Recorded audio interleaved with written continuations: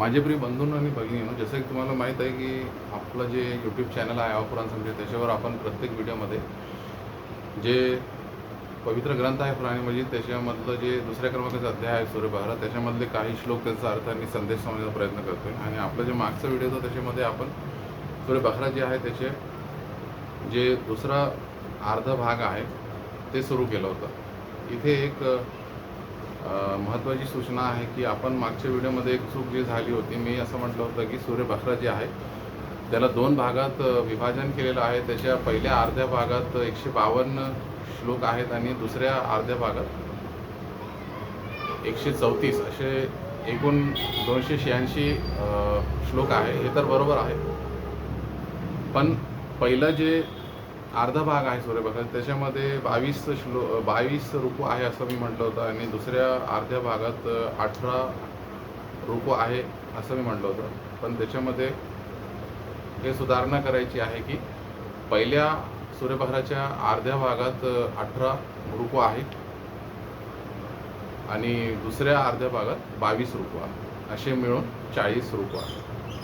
तर आपण जे मागच्या व्हिडिओमध्ये सूर्यप्रकाशाचा दुसरा अर्धा भाग आणि 19वे जे रुकू बघितलं सुरू केलं होतं, त्याच्यामधले सुरुवातचे 5 श्लोक बघितले होते आणि त्याच्यामधून जे मुख्य धडे आपण शिकलो होतो त्याच्यामध्ये पहिला धडा हा शिकलो होतो की प्रत्येक संकटात सब्र म्हणजे संयम आणि नमाजद्वारे अल्लाची मदत मागावी. नंबर 2, अल्लाह सब्र करणाऱ्यांसोबत असतो. नंबर 3, शहीद अल्लाहकडे विशेष प्रकारे जिवंत असतात. नंबर 4, परीक्षा या इमानाची कसोटी असतात, शिक्षा नव्हे. नंबर 5, संकटाच्या वेळी निश्चितच आम्ही अल्लाहचे आहोत आणि त्याच्याकडेच परत जाणार आहोत, ही दुआ म्हणावी. नंबर 6, सब्र करणाऱ्यांवर अल्लाहची कृपा, दया आणि मार्गदर्शन असते. आणि नंबर 7, या जगातील दुःखे तात्पुरती आहेत पण आखेरतची बक्षीस कायमची आहे. तर आतापर्यंत तुम्ही चॅनलला सबस्क्राईब केलं नसेल तर सबस्क्राईब करून टाका, जेणेकरून तुम्हाला सहजपणे हे व्हिडिओज मिळतील आणि जे बेल आयकॉन आहे त्याला प्रेस करणं विसरू नका. आता आज आपल्याला पुढचे जे श्लोक आहेत 158, 159, 60 आणि 61 म्हणजे हे 4 श्लोक बघायचे, त्यांचा अर्थ आणि संदेश. तर आधी आपण 158 जे श्लोक आहे त्याचा अर्थ बघू. मराठीत, निसंशय सफा आणि मरवा या अल्लाहच्या निशाण्यांपैकी आहेत, म्हणून जो कोणी अल्लाहच्या घराची हज किंवा उमरा करील त्याने या दोन्ही दरम्यान सही केली तर त्यात काहीच दोष नाही. आणि जो मनापासून कोणतेही चांगले कार्य करतो तर निसंशय अल्लाह त्याची कदर करणारा आणि सर्व काही जाणणारा आहे. आता या श्लोकाचे स्पष्टीकरण, या श्लोकात अल्लाहने सफा आणि मरवा यांचे महत्त्व स्पष्ट केले आहे.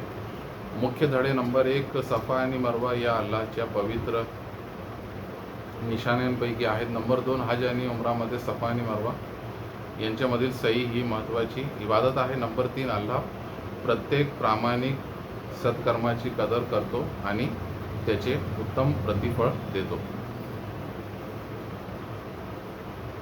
आता ऐतिहासिक घटना. हजरत हाजरा रझियल्लाहु ताला अन्हा यांनी आपलं पुत्र इस्माईल अलैहिस्सलाम यांच्यासाठी पाण्याच्या शोधात सफा आणि मरवा यांच्यामध्ये 7 वेळा धाव घेतली. त्यांच्या सब्र आणि अल्लाहवरील पूर्ण विश्वासामुळे अल्लाहने जमजमचा झरा प्रकट केला. त्या घटनेच्या स्मरणार्थ सईला हज आणि उमराचा अविभाज्य भाग बनविण्यात आले. आता या श्लोकाला आजच्या जगाशी कसं जोडू शकतो आपण, तर हा श्लोक आपल्याला शिकवतो. नंबर 1, संकटातही अल्लाहवर पूर्ण विश्वास ठेवावा. नंबर 2, प्रत्येक इबादती मागे अल्लाहची महान हिकमत असते. नंबर 3, मनापासून केलेले कोणतेही चांगले कार्य अल्लाहच्या दृष्टीने कधीही लहान नसते. आता पुढचं जे श्लोक आहे 159, त्याचा मराठीत अर्थ असा होतो की निसंशय जे लोक आम्ही अवतरित केलेले स्पष्ट चिन्हे आणि मार्गदर्शन लपवतात, या लोकांसाठी ते ग्रंथात स्पष्ट केल्यानंतरही अशा लोकांवर अल्लाची आणि शाप देणाऱ्यांची लानत असते.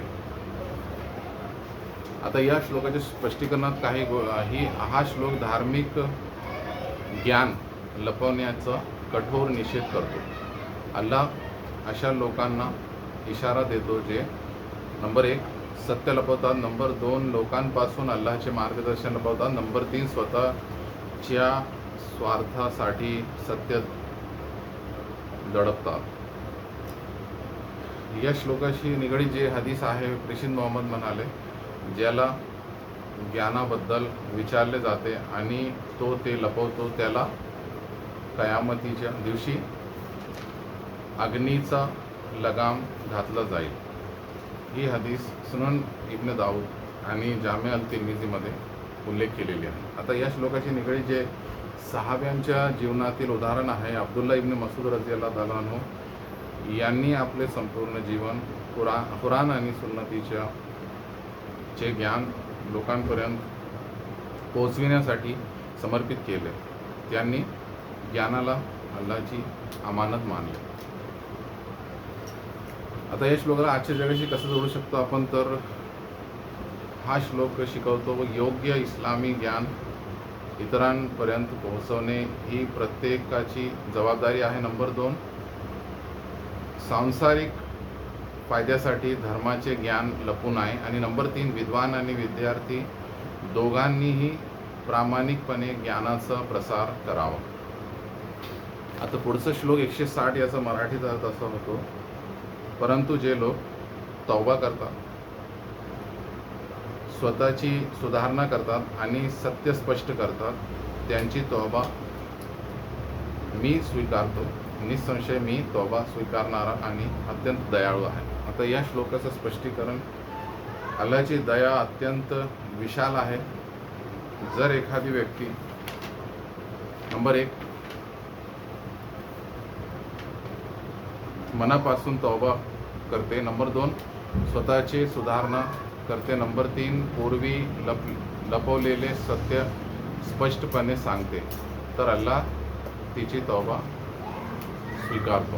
आता या श्लोकाशी निगडीत जे हदीस आहे, प्रेषित मोहम्मद म्हणाले, जो व्यक्ती आपल्या पापांची तौबा करतो तो जणू कधी पापच केले नव्हते असा होतो. ही हदीस सुनन इब्ने माजामध्ये उल्लेख केलेली आहे. आता या श्लोकाशी निगडीत जे सहाब्यांच्या जीवनातील उदाहरण आहे, अनेक सहाब्यांनी इस्लाम स्वीकारण्यापूर्वी चुका केल्या होत्या, परंतु मनापासून तौबा केल्यानंतर ते उम्मतीतील सर्वोत्तम लोकांमध्ये गणले गेले. आता आजच्या जगाशी आपण या श्लोकाला कसं जोडू शकतो, तर हा श्लोक आशा देतो, नंबर 1 अल्लाहच्या दयेपेक्षा मोठे कोणतेही पाप नाही, नंबर 2 खरी तौबा नेहमी स्वीकारली जाते, आणि नंबर 3 तौबेनंतर जीवनात सुधारणा आणि सत्कर्म आवश्यक आहेत. आता आजच्या व्हिडिओचं जे चौथा आणि शेवटचा श्लोक आहे 161, त्याचा मराठीत अर्थ असा होतो, निसंशय जे लोक अविश्वास करतात आणि त्याच अवस्थेत मृत्यू पावतात त्यांच्यावर अल्लाची लानत असते, फरिश्त्यांची सुद्धा लानत असते आणि सर्व लोकांची लानत असते. आता या श्लोकाचं स्पष्टीकरण, हा श्लोक अशा लोकांविषयी आहे जे नंबर 1 सत्य स्पष्ट झाल्यानंतरही ते स्वीकारत नाही, नंबर 2 संपूर्ण आयुष्य अविश्वासात घालवतात, आणि नंबर 3 तौबा न करता त्याच अवस्थेत मृत्यू पावतात. हा श्लोक अल्लाच्या न्यायाची आणि परलोकातील हिशोबाची आठवण करून देते. आता या श्लोकाची निगडीत जे हदीस आहे, प्रेषित मोहम्मद म्हणाले, कर्माचे मूल्यमापन त्यांच्या शेवटावर अवलंबून असते. ही हदीस सही बुखारीमध्ये उल्लेख केलेली आहे. म्हणून प्रत्येक मोमीनने शेवटपर्यंत इमानावर स्थिर राहण्याची आणि चांगल्या अंताची दुआ करत राहावी. आता आजच्या जगाशी आपण या श्लोकाला कसं जोडू शकतो, तर हा श्लोक आपल्याला शिकवतो, नंबर 1 इमान ही सर्वात मोठी नेमत आहे, कृपा आहे. नंबर 2 शेवटच्या श्वासापर्यंत अल्लाहकडे मार्गदर्शन आणि स्थिरतेची दुआ किंवा प्रार्थना मागत राहावी. नंबर 3, तौबा करण्यास कधीही उशीर करू नये, कारण मृत्यूची वेळ कोणालाही माहीत नाही.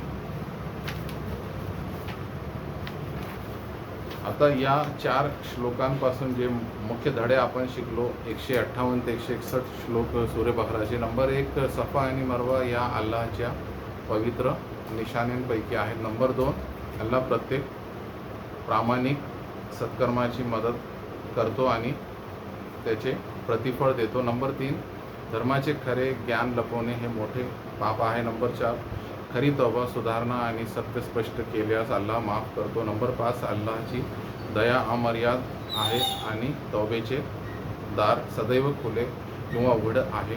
नंबर 6, इमानावर शेवटपर्यंत स्थिर राहणे ही सर्वात मोठी यशस्वीता आहे. आणि नंबर 7, प्रत्येक मोमीनने चांगल्या अंतासाठी म्हणजे हुस्ने खातिमा सतत दुआ करावी.